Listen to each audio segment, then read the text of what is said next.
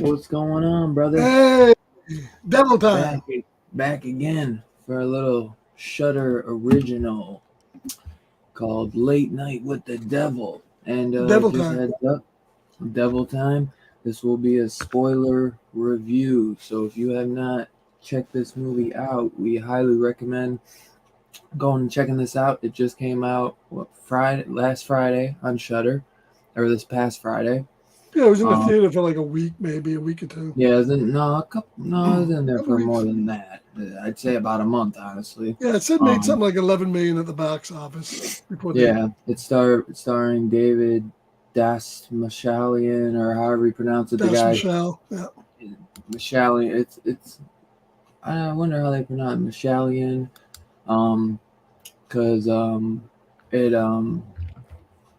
that's the guy from Polka Dot Man and Suicide Squad. He does a lot of stuff. He's been in a bunch of stuff. He was in that recent Stephen King's The Boogeyman, but this is like his first full-fledged lead role. So glad to see him, because he actually is a great actor. I actually really like him, and I think he was absolutely perfect in this part.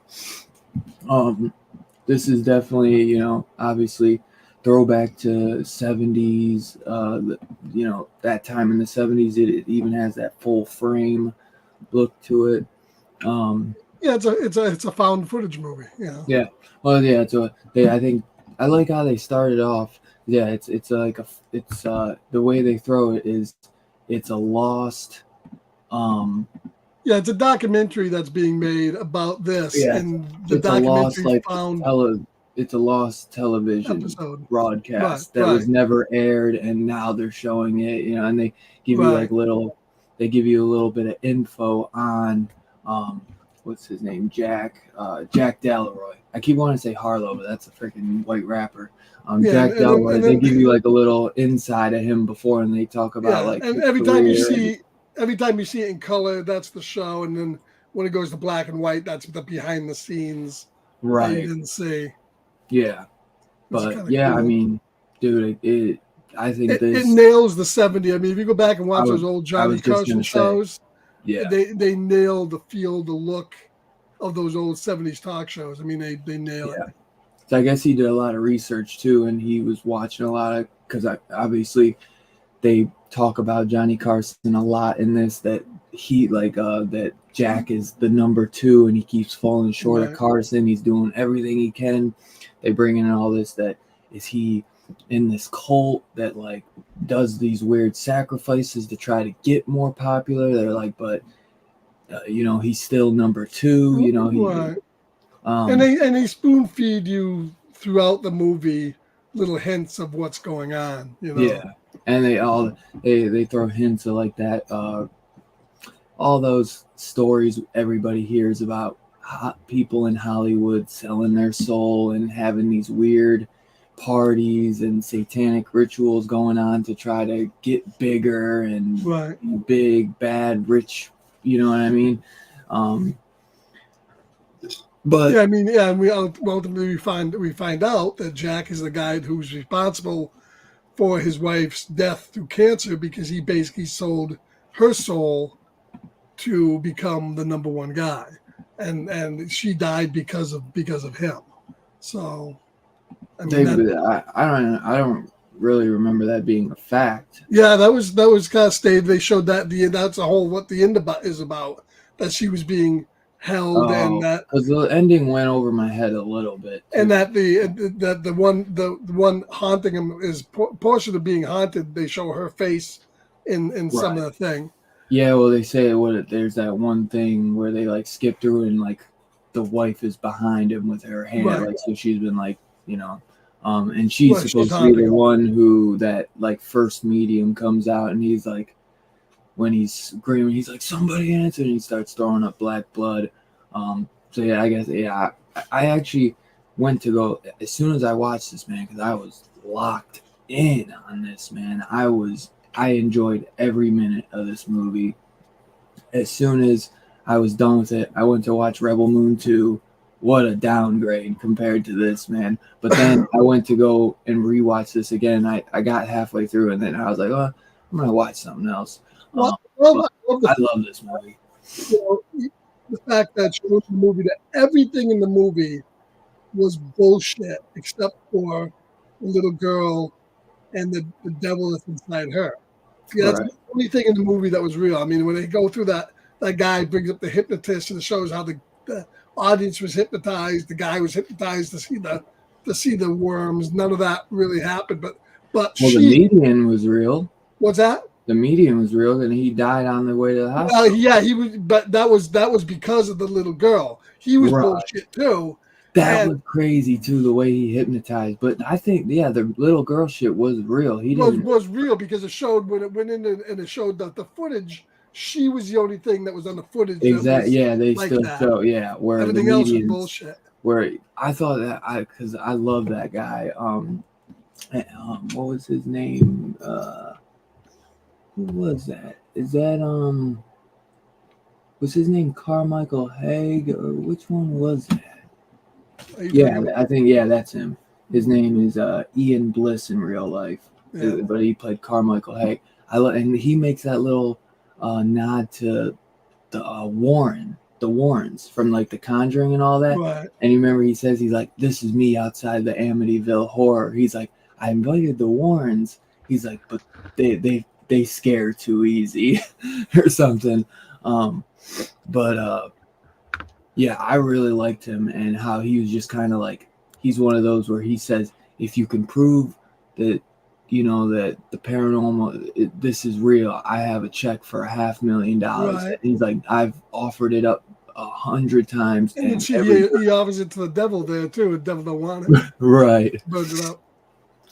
But yeah, I thought, because at first, once he does, he's like, let me show you how she did it. And when they do that, I was like, holy shit. I actually thought that was great, like how he hypnotized the whole broadcast, the whole crowd and all that.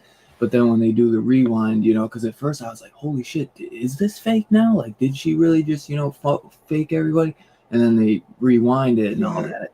But, oh my God, man. Like, yeah, the girl effects when she turns into the devil and the head splits, that's the best thing in the movie. That is so good. I mean, and some people I feel like might think it's a little cheesy, but it's 70s, and that, you know what I mean? Some people might like, but you got to understand. Some of the effects, you can tell they were cramped for money.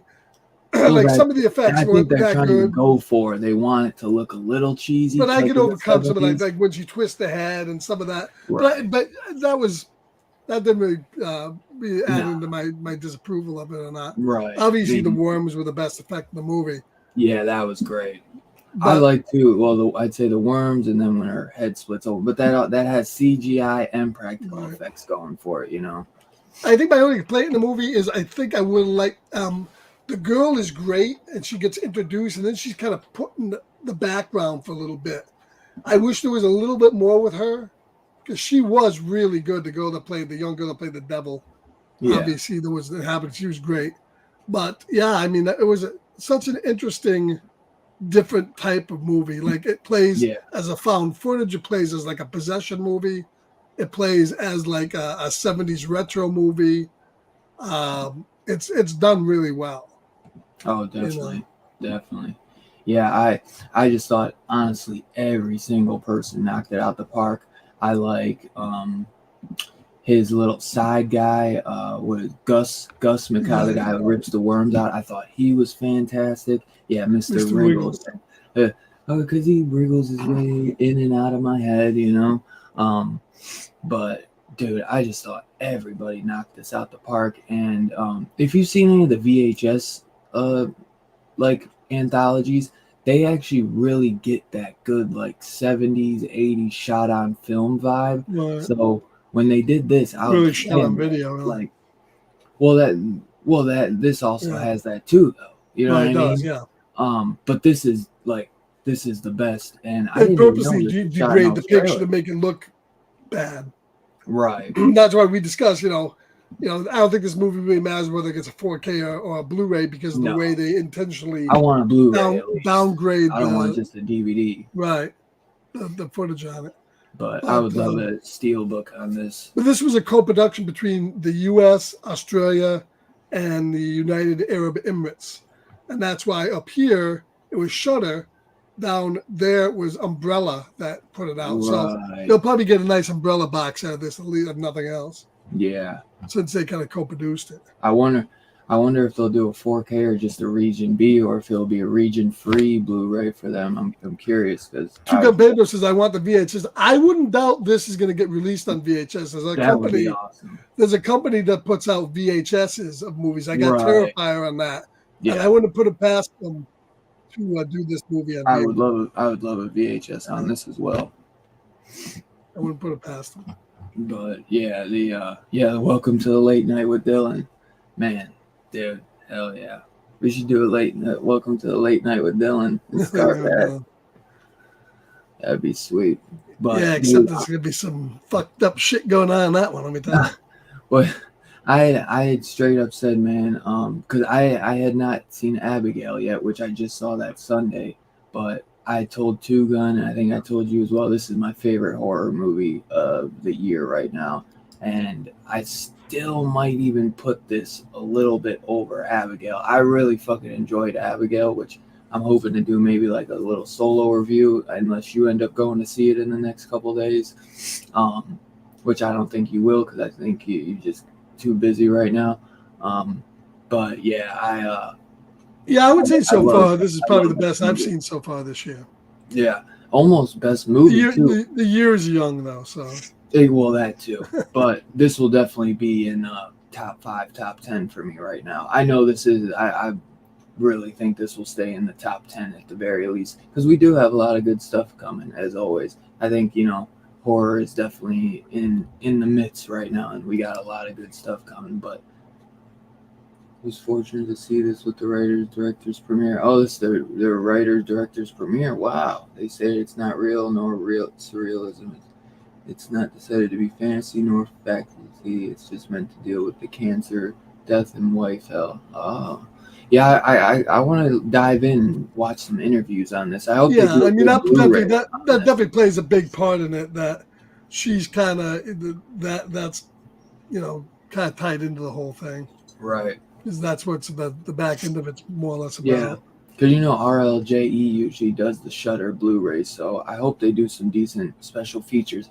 It's always hit or miss. Some movies get a good amount of special features, and then some get like one, maybe, or some get none even. I think Glorious didn't have any, which that's a fucking great movie. But this is one of the best Shudder original movies that I've seen them do, in my opinion. Yeah. If you go back and watch those old Dick Cavett shows, right, or Mike Douglas, a 70s talk show. Yeah, well, it really picked up the vibe of that. Dashmalian said that he was really inspired by like an Australian talk 70s talk show host. I'll have to go back and see which one he said in the interview, but he said that specifically there's a very zany 70s Australian talk show host. Well, you gotta watch it, but this reminded me a lot of a show from the 70s. Oh, that Fern show. Fernwood Tonight or America Tonight with Martin Mull. And who's the other guy, the side guy that was in Best of Show? The guy that's always in those fucked up movies. Fred Willard. Fred Willard, Yeah. Martin Mull Yeah. was in a spinoff of an old 70s comedy from Norman Lear called Mary Hartman. It was a spinoff that was a talk show. And that talk show had all those 70s tropes. And this really reminded me of that. So, I mean, it nailed the 70s talk show great. I love it. Every time they went to break and stuff, they had little slides up. They did that so well. Hell yeah. I kind of like the little breaks we got in between, like from like, because normally those are commercial breaks. Those are commercial breaks for like, normally. But I liked how it was like a little chill moment, and you'd see like the backstage and Dashmalian dealing with his like anchor guy, and he's like, his producer. His producer, yes, thank you. And I thought that was hilarious, because he's the big part in this is that, like I said, he's always number 2 to Carson, but if they show him the thing where it's like he's like in the top 100, he's like 67. So this is like after his wife died, his show really starts to go downhill, and he's really trying to make that run for it and do this fucking crazy ass Halloween show. And that producer, what is it, Gus? And they keep messing around because Gus keeps saying, he's like, you're gonna stick with the script, right? And he's like, yeah. And then they start doing all this crazy shit with all that stuff at the end where you're going, you're number 1 and you're the 20/40 share. I'm not sure any of that was real at that point, but right. So, that whole ending and stuff, like, what did you take from that ending? Because the ending goes, like, full screen. That's the only part where it goes, like, it takes you out of the settings where it's I think that was him ascending into hell, as Scare Terror said. I mean, basically, that's what it's him going into hell, right. Seeing his dead wife, talking to her, paying the price for his fame, and then being led out by the cult guys to basically go into hell. And his hell is going to be, I think, just bouncing back and forth between all the failures of his life. I mean, they showed when he was in hell, they showed all those scenes of like his show that he was redoing them, reliving them. Yeah. So that I think is going to be. Which a lot of people I've seen them do that in movies where hell is your personal like failures over and over and over. That's basically what it's going to be. At least that was my interpretation of it. And they'll say heaven is your greatest moment. But the last part of the movie, though, is back in color on a set, and everybody's dead around him, and you hear the sirens. Uh-huh. So ultimately, he's going to be taken away and probably, rot in jail. But in his mind, he's reliving this nightmare over and over. Yeah, because I was like, in some way, I was like, dude, I would have loved like a sequel to this. I don't know if it's possible, to be honest. Like, I don't know what you would really do. His story's over with. His ass is going to jail. True. He's plus, it's just better as a one shot, but it's just definitely. There's so, like you said, with like the cult stuff. Like I don't know. I thought they could have went into that a little bit more, but I think it's kind of nice they left out vague. Yeah, I like that. Like back in the 70s, 80s, they didn't always explain everything. Right. They left some stuff up to thought. But Carpenter was always like that, where he liked to leave some stuff up to thought, and I always like that. And nowadays, everything is just so spoon fed into everyone's mouth. Where what was it? Kubrick even made that line where his English cut was a little bit of The Shining was a little bit more straightforward, and he had to spoon feed us Americans. You know what I mean? You remember we were talking about that? Yeah, not everything has to be spelled out in the ending. Exactly. A lot of it was style. A lot of it was. Because I'm the type to watch a movie a few times and dive. This one is definitely one to catch more than once. Definitely. Definitely. And I can't wait to dive into some movie reviews and theories and just see what other people have to think about it, because I actually really haven't dove into many Well, the reviews. girl was saying, when the girl first came out, she was spoon feeling like she said that there was the him and the psychiatrist having an affair that Right. started before his wife died. Mm-hmm. And and all the stuff and all the stuff, the cult stuff, and I met you at the Grove, she said, which is where the cultists were and all that. So there's all sorts of that stuff sprinkled in the movie if you listen to it. Which the girl actually did really well. I wasn't sure how. She was great. She was excellent. She was really good. I think that her part could have really went bad if you didn't have the right little girl play that role. You know what I mean? I think that really could have went. I love that they even had the no, I don't know how familiar you are with, like, have you ever watched like Johnny Carson and stuff like that? But you've probably seen Jimmy Fallon. Jimmy Fallon. And who was the guy before? Who was after? Who was the guy came after Carson? I forget his name now. The guy that owns all the cars. Who? The comedian that owns all those cars that came after. You know who I'm talking about, guys. Regis? Not Regis. The guy took over for Carson. Why can't I remember his name? He was on there for 15,000 years. The big guy. Sure if somebody says it, I'll know too, but I can't think of it. I am brain dead. Jay Leno. Fucking Jay Leno. Yeah.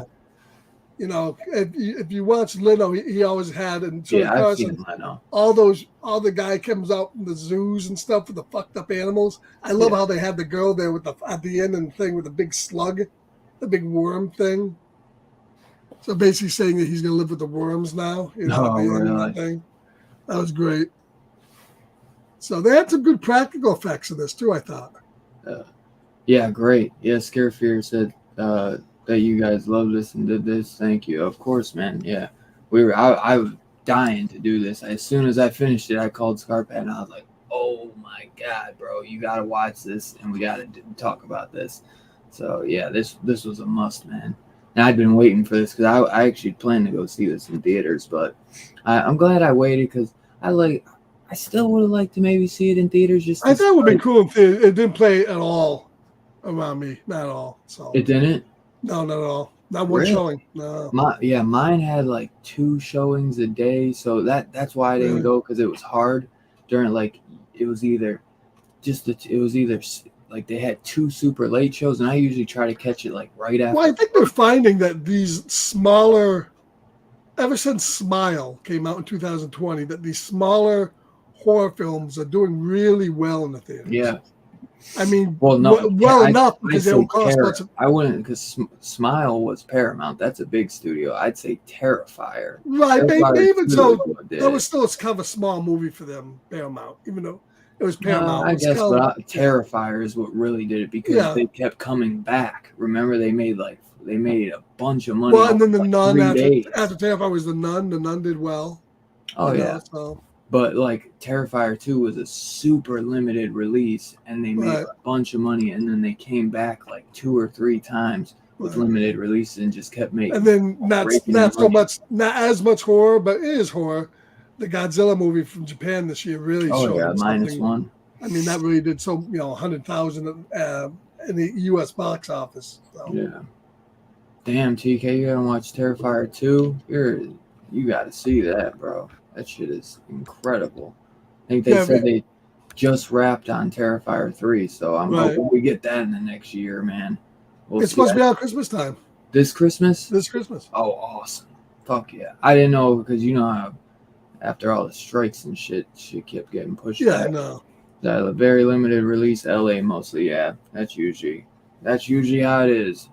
I don't know why. Interesting to see what the runtime is on Terrifier 3. I don't think it's going to be as long as the second one. So I doubt it. We might get 2 hours, but not. Whoa, that was like 2.5. 240. Oh yeah, almost 3. Yeah. But it didn't feel like that. Supposed to be in it. Yeah, that's why it's getting that Christmas release, because it's gonna have that Santa Claus, sweet ass poster of Terrifier. Nothing says Halloween more than Santa Claus. Who would your favorite character be besides obviously Jack Delroy? Because obviously he is my. Well, Jack Delroy isn't my favorite character. He's not your favorite? No. Oh man, he's good, but he's not my favorite. He just nailed the fucking like TV host so well. I just thought like he just nailed it, man. I love I would say my favorite character was the girl.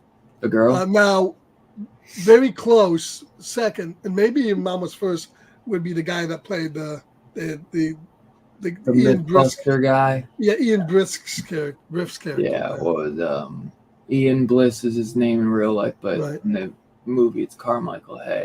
Yeah, he was great. He's the He might be my favorite. Yeah, magician. actually, I think I'm going to give it to him. Activities. He was probably my favorite character in the movie. I love that. I was gonna say if you're the going girl with was the good. girl, Yeah. yeah. Well, I thought you were going with the girl, so I was gonna say him myself because that's But you could say. No, it's good. It doesn't really matter. But yeah, so the girl and him are both great. I thought Gus did a great job as well. Like yeah, he was good. Two. Everybody did pretty well in that movie. They really did. Everybody pulled out the roles. Even Lily's godmother or whatever, Madeline Piper, she was great. I think Christo did a great job as well. But I just loved Carmichael. How he was. So we're still getting. I guess we're still getting a Halloween release for Terrifier 3. So that's cool. Really? October. Oh, okay. Well, I have heard that some people like that. It's not gonna take like the entire thing isn't gonna be around Christmas. No, no, I don't think it is. But thoughts on Maxine trailer? I am so excited, man. I thought Kevin Bacon looks incredible for that role. I just love the entire app for that movie set in the 80s around the time with Night Stalker going around. Right. And yeah, that should be good. I am just so excited for that. I will be there like day one, no doubt. I am so excited for that. I love how each film is, like we're following this girl, but obviously Pearl was a prequel, so that's a different girl we're following than Maxine. But I love how like each movie felt so different. Like X is more 70s vibe, then Pearl was like, what was that, 19 back in the 30s? Yeah, 30s. And this more is like back that in the Allison, 80s. or more that like Wizard of Oz type shit. And then Maxine is gonna be straight 80s, which we all love the 80s if you're a horror fan. Maxine, my most anticipated movie. Honestly, man, I'd say Maxine and Terrifier 3 are mine. So, horror wise, but I cannot wait for that Planet of the Apes, like in like a week or two. I'm so excited for that. But yeah, dude, what would your favorite like death scene be? Because we got a couple good. I know like they're not death scenes, but practical effects type scenes. As we get. Christo throwing up the black blood, which was great. The worm scene, obviously, where he's ripping his shit open. Yeah, Carmichael's burning. Kind of like a throwback to Poltergeist, except without it, not his face. He's just ripping his guts out. Yeah, mine was probably definitely when the girl head splits open. Takes Gus, and he twists his head off, and then he crashes right into the coffee table. That was fucking awesome. So yeah, that was my favorite kill right there. That was hilarious. Even though it maybe didn't look the best, but it still was. It was good. Yeah. And then Carmichael going up in flames was good too. Oh my god. Yeah, that was great as well. I love his last. Mine would probably be the worms, him ripping his guts out, because I was like, oh god damn. But I did love like the girl's head splitting open and just like that was really good. I thought the money that, because obviously you said they probably didn't have much. They didn't have much money for this. It's all based in one set. How much did this have? Well, they don't have a budget on here. It just has gross and opening weekend. And then you also have that because the ending is so surrealistic. You could also say that maybe it was all bullshit and maybe he just went fucking nuts and killed everybody with a knife on the set. I don't know. I have to go back and look when they showed that final scene. I think I have it on the opening. We'll have to look at it when we end it. Everybody's dead around him. Right. Was Carmichael? Was he still burned up or was he laying there? Yeah. That's the question I have, because if he wasn't burned up and he was just laying there, then it looks like maybe that he just killed them all. he went around with a knife and killed all the fucking people. That's what the cops are gonna think when they come in there. Right. Is that he did it. Yeah, I'm debating. I might throw it on tonight and watch it because I watched it during the day, but I was in an all black room and I was so locked in. But You can't. I gotta watch this again. The camera in that movie is an unreliable narrator, where you get these people are unreliable narrators. You can't trust what you're seeing through them. And that camera, because the way they rewound it and they showed that all that shit was bullshit, and what they showed you wasn't what was really being recorded, that you don't know if any of that stuff is real that you saw from the footage. Yeah. It could be all bullshit. So, and some of it, so it's just an interesting movie that could be open to interpretation. Yeah. Man, we got a lot of these duo director and writer groups. Like the Abigail, directed by two people. This was directed by two people. I really think that's like kind of like a new wave, man. Like even like the Russo brothers, man, they did the best Marvel movies and they were a duo. I really feel like so many times, not to say that one person can't do it, because I mean, obviously we have great films that are done by one person, James Whale, William Friedkin, all these great, Scorsese, all these great solo directors. But a movie takes a lot of people. It's not just one guy doing this. So the movies that are done by two people, I don't know what it is, but they really seem to do well. At least I think they're always great movies. And I don't know, I think if two people can work together and direct the movie together, I think they usually come out with something special, man. And I think that this was definitely a really special movie, man. And definitely probably still my favorite. I still think I'd edge this a little bit over Abigail, just because it's so original. I've never really seen anything like it. You take like that segment in Joker with Robert De Niro and Joaquin on the talk show. You turn that into an entire horror movie with Paranormal Activity and all, and really film it like it's the 70s and not polish it up. But man, I was just so impressed by this movie, dude. So impressed.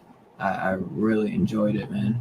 And I was like, damn, bro, I'd have been watching this was a real late night television show. I've been watching Delroy over Carson, bro. I'm telling you, because guys like him, man, they were doing the more fun stuff, and they really had to push the limits because they wanted to beat out guys like Carson. So there was a ton of these, back in the 70s when I grew up, when cable was just getting going, and all the local stations had like versions of that show, right? Because they were trying to go up against Carson, but there was no other. Like you only had 3 networks, and 2 of those were showing movies at the time. Carson was the only thing that was really on for so long until you got later on, you got a ton of them in the 80s and 90s. Yeah.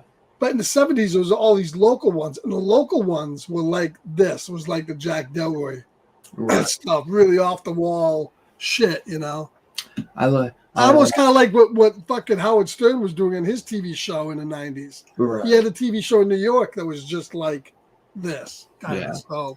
And actually, I was thinking this. I'm so glad you brought it up, Scarefear. Thank you. He says, I feel like the Don Post H3 skull mask in the audience was the devil in hiding, possessing the set, and the bald Anton. What was it? Yeah, I noticed there was that devil mask in the audience. I thought that was the way he just kept staring, you know what I mean? Right. He was sitting there. So I thought there was something very weird about that too. And I was like, is this, maybe like a devil on set or something? Because they always say that, the devil. Yeah, I gotta get some Don Post shit, because Trick or Treat just put up a Don Post skull I want to get, because I think the Creep Show one is a wicked homage to like Don Post skull, but more elaborate, not as basic. I gotta get some Don Post masks. Well, yeah, the Don Post skull mask was around way before Halloween 3. Like the skull mask and the witch were Don Post masks that were sold for years before Halloween 3. The only one that was made for Halloween 3 was the pumpkin mask. The witch and skull masks were Those are two of the most classic Halloween Was it? masks that were being made years before any of that stuff came out. Um, but I love that. I always have loved that classic skeleton mask, and there's a reason that fucking thing has lasted for what, like 50, 60 years. I mean, Right. whenever that was officially made, because that skull mask is just absolutely classic. I love the witch one as well. That is a set of masks I would die for. The Don Post skeleton mask, the Don Post witch mask, and the pumpkin mask from Halloween season of the witch. I want all three of those masks so bad. Yeah, they're definitely cool. I love the just the basic old time masks. Oh Real yeah, cool stuff. yeah. No, nothing's more old timey than those three. But yeah, I would love to get those three. I don't have any masks, sadly. Um, one day maybe I'll try to start a little collection, but I'd love it. Obviously, Michael Myers, a classic one, but those three have always been three that I like. I gotta get one day. Sucks too, because the rights with those. Because I think Don Post, the rights go back to Don Post here and there, or his family members, that are still living. I'd love to get this one, but it was sold out. That's a classic Don Yeah, Post one, that's a though. cool one. Don Post just did such great masks, man. Such great. And that classic vibe just never really dies, man. And if you look, you'll see so many. I mean, I've seen that mask in movies before too. Oh, absolutely. Those Don Post masks. They're. You could see those cameoed in so many movies. Well, this is actually this is the haunt one, Devil Mask. That's a good Yeah, one. yeah. That's nice. I love all those haunt masks. So I think they started doing masks for that from Spirit or Trick or Treat Right. did some of those haunt masks.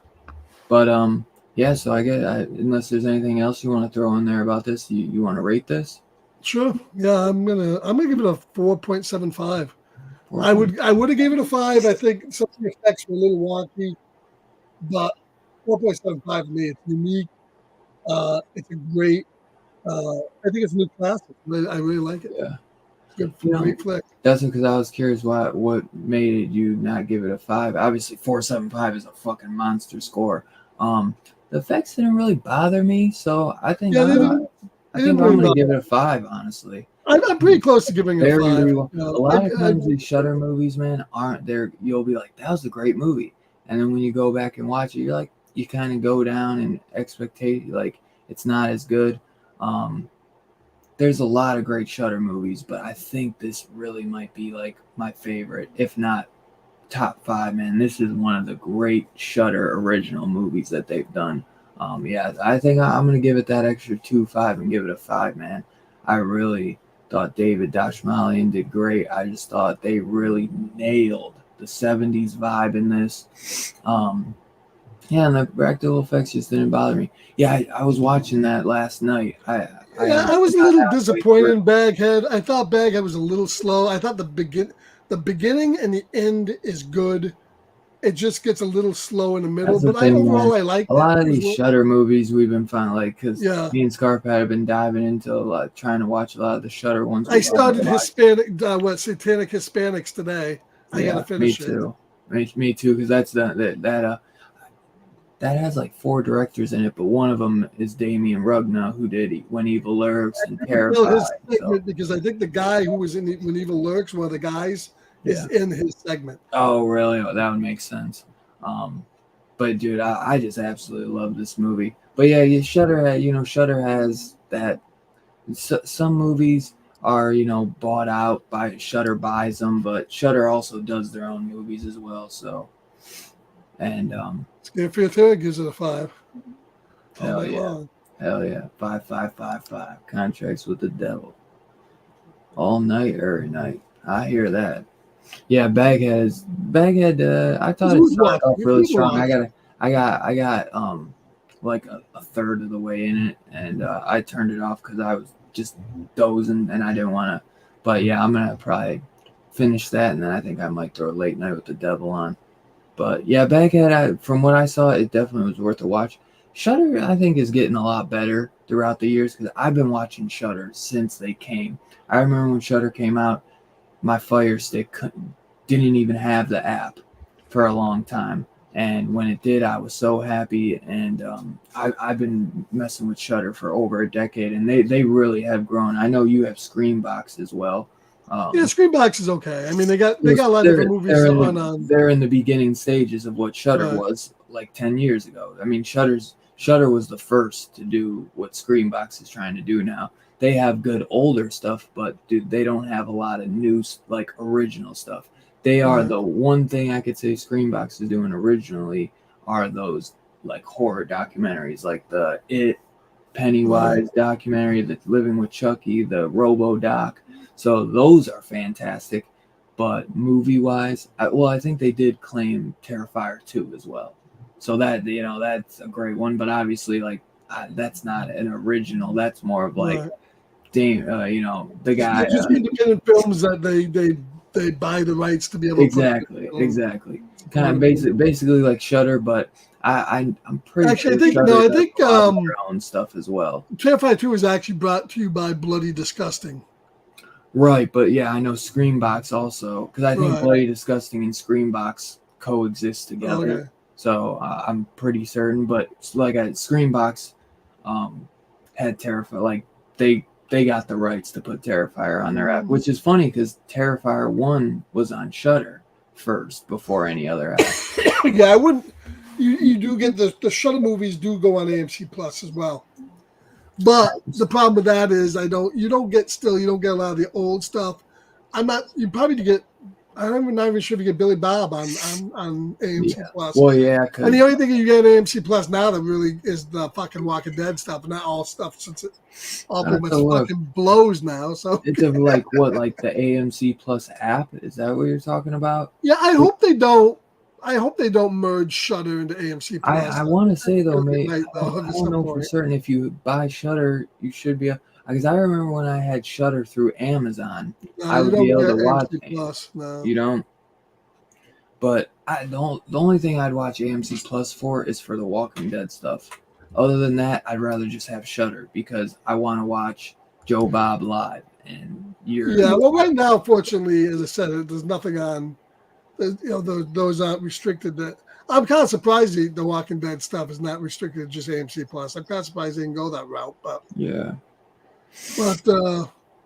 I mean, I think it's a great movie, and I can be convinced to maybe if I watch it again, I might give it a 5. It's probably close to that. So. Yeah, which we actually have a Joe Bob coming up this Friday on my birthday. It's like I think it's Witch Night or something because something's going on. I enjoyed it. I like annual celebration of Walpurgis, the Night of the Witches, will feature demonstrations of actual witch torture using Diana Prince as a human pincushion, plus 3 special guests and a kick-ass movie. Right. So I'm so happy. But wait. It does say actually.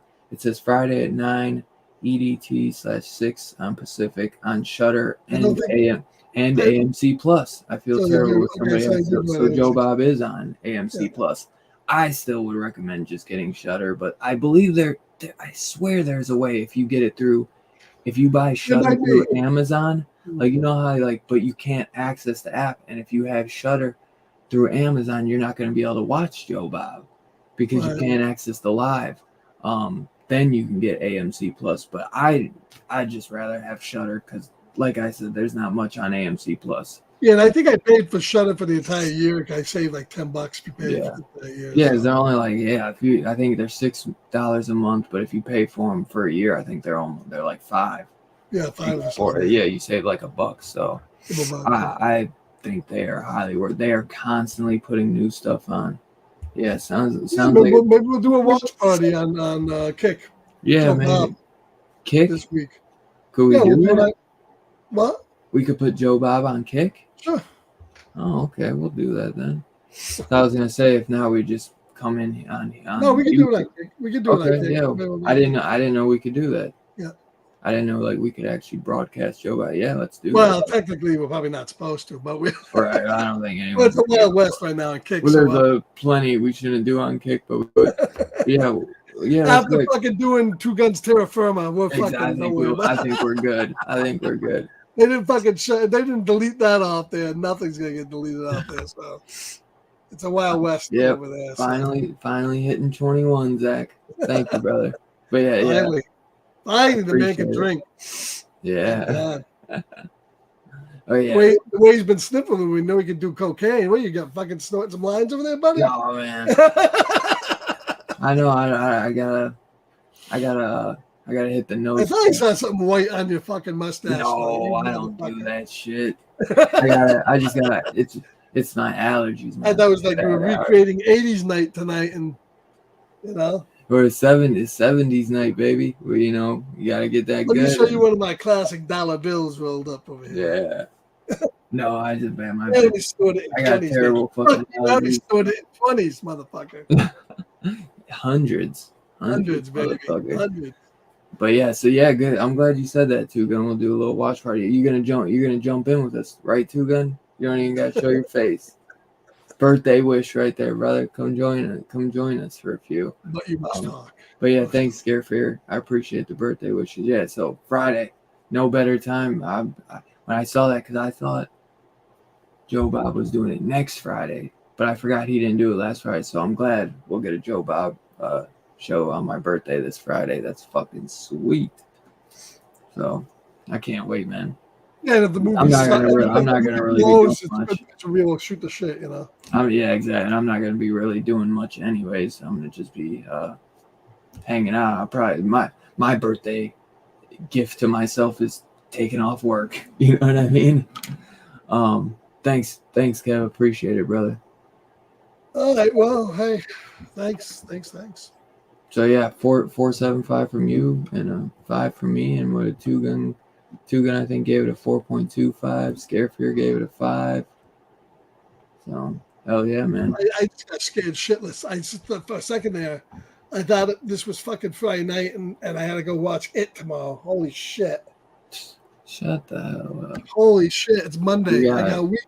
We're gonna watch. You got plenty of time. Might as well watch part 1 and then part 2 in a couple of days. Oh wait. Yeah, wait. Bro, you've seen it. Haven't you seen it a bunch of times? Not in a long time. Really? Oh, I've seen it a bunch, so it's not. No, I probably saw it once when it aired. Really? Wow. Maybe once after that. Yeah. Maybe. Yeah, that'll be a fun show though. No promises, Dylan. Oh, you're something else too, guy. Mm-hmm. Which, speaking of, I forgot to message you because I've had a killer headache. Yes, the OG It, Zach. OG TV movie It by Tommy Lee Wallace. I got your package today, Two-Gun. I did not open it because I am trying to hold out. Trying to really hold out. I got it just sitting there staring at me. Open it Saturday night. That's what I want to do because I like the reaction. That way, if something pops out at you, you can see it on the air. Yeah, you can see me shit my pants on live. All right, so I guess it's done. Yep. Tomorrow maybe we'll do Fallout Season 1 review. Sound good? So yeah, be on the lookout tomorrow. We'll probably do a quick little live for that. And like Scarpad said, we got It this Saturday, the TV movie, to finish our Stephen King month off. And we got us a great month coming right after May. I got us a lot of good stuff coming. Let me just say before we check out, thanks everybody. I hit 10,000 subscribers on YouTube. Thank you. Today. And fucking record timing too, man. This motherfucker was like a week ago. I just was like, well, thank everybody watching my shorts. Everybody watching the channel. Didn't think I'd get up to 10,000 that quick, so thank you. Dude, literally, I was just saying 10,000 is still fucking not monetized, but what can you do? What can you do? You'll get there. But literally, a week, maybe 2, I was just saying congrats on 5K in record time. You just fucking got another 5K in fucking half. Like, holy shit, bro. Like I said, people wait. I mean, dude, that first 1K took you a few years to get, and now you've got 9K more in a couple months. Like, actually, live total, as of right now is 10,150. Fucking killing it, bro. Fucking killing it. Literally, dude. You are slaying it, man. A round of a fucking applause for you, brother. You deserve it. All them haters, man. But I knew you had it in you. I knew you had it in you. So yeah. Be on the lookout for Fallout tomorrow for me and Scarpad. Download Kick if you don't got it. Yeah, it's Scare Fear. I don't know if you download Kick. Scarpad and I are constantly going live and doing movie watch-alongs if you ever want to tune in with us. Like you said, we're going to probably do some watch Joe Bob this Friday for my birthday. And we're always doing something Saturday. We've been doing watch-alongs on Saturday night after DHS.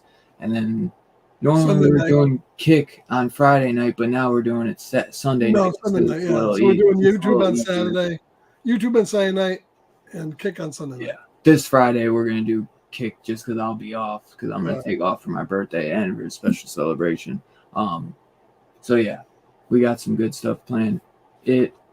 Saturday, then right after the show on Saturday, a watch along on YouTube, which usually is a movie we pick from Shudder, which I have yet to reveal yet because I've been going through Shudder to find one. And then, do you know what we're doing this Sunday?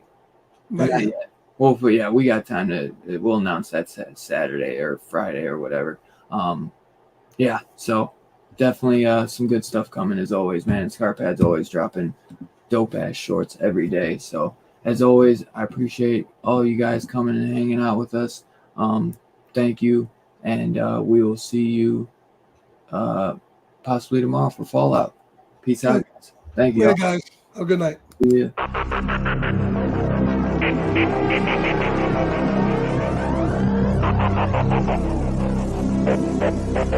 ya.